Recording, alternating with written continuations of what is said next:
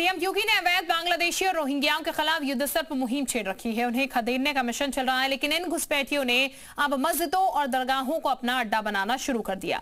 जी हाँ, ये खुलासा यूपी के बदायूं जिले में हुआ है। सवाल ये खड़ा हो रहा है कि कहीं किसी साजिश के तहत इन घुसपैठियों को मस्जिदों और दरगाहों में शरण तो नहीं दी जा रही।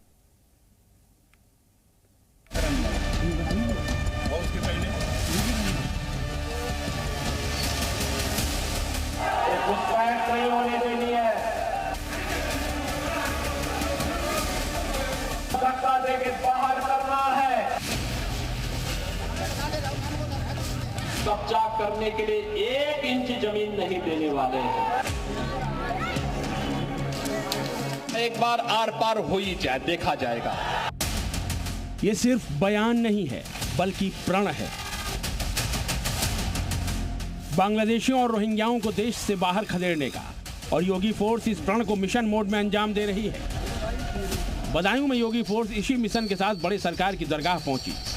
जी न्यूज का कैमरा भी मौके पर मौजूद था, और जो तस्वीरें कैमरे में कैद हुई वो बेहद हैरान कर देने वाली थी।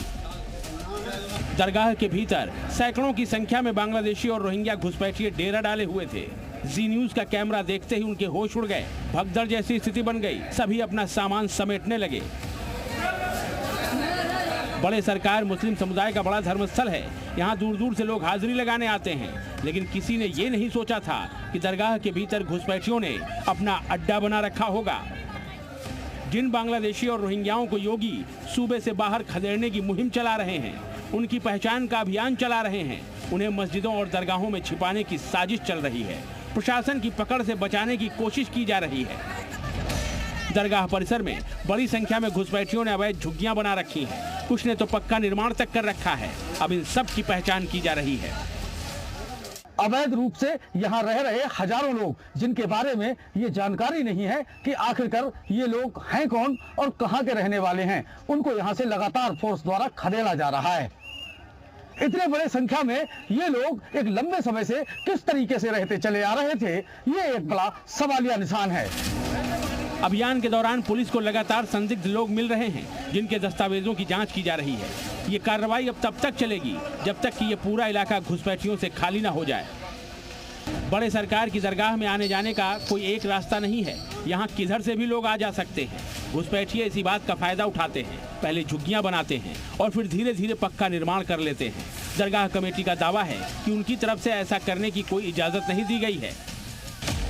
दरगाह कमेटी भले ही ये दावा करे कि उसने किसी को भी यहाँ बसने की इजाजत नहीं दी, लेकिन बड़ा सवाल है कि क्या झुग्गी या पक्का निर्माण होते हुए दरगाह कमेटी ने नहीं देखा? इजाजत नहीं दी गई थी तो दरगाह परिसर में निर्माण क्यों नहीं रोका गया? दरगाह परिसर में बसने वालों का वेरिफिकेशन क्यों नहीं किया गया? ऐसे में आशंका है कि दरगाह कमेटी ने जानबूझकर इन घुसपैठियों को यहाँ बसने दिया होगा, लेकिन सीएम योगी ने कह दिया है कि ऐसी कोई भी मंशा पूरी नहीं होने दी जाएगी। तालिबानी व्यवस्था और यहाँ दारुल इस्लाम की उनकी मंशा उनको जन्नत में भी पूरी नहीं होने वाली है। जहन्नुम में उससे पहले उनको जाना पड़ेगा।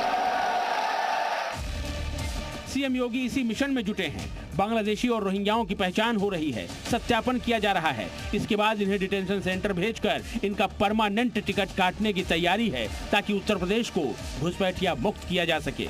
अमित अग्रवाल के साथ ब्यूरो रिपोर्ट, जी मीडिया।